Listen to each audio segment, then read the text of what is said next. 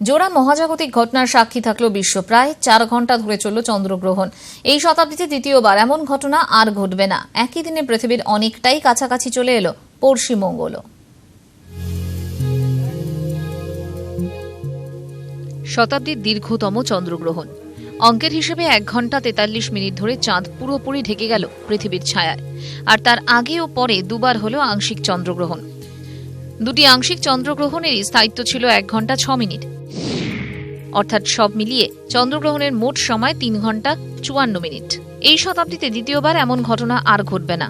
আবার দীর্ঘ 105 বছর পর দেখা যাবে এরকমই দীর্ঘ সময় ধরে পূর্ণগ্রাস চন্দ্রগ্রহণ।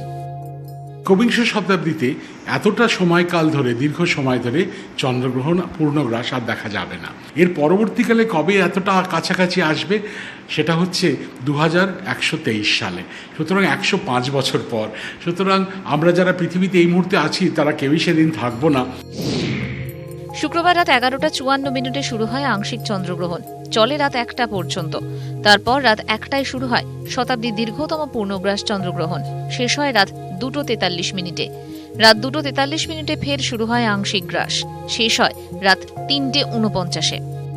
জ্যোতির্বিজ্ঞানীদের মতে পূর্ণগ্রাস চন্দ্রগ্রহণের সময় পৃথিবীর আরও কাছে চলে আসে মঙ্গল, ফলে আরও উজ্জ্বল দেখায় লাল গ্রহ।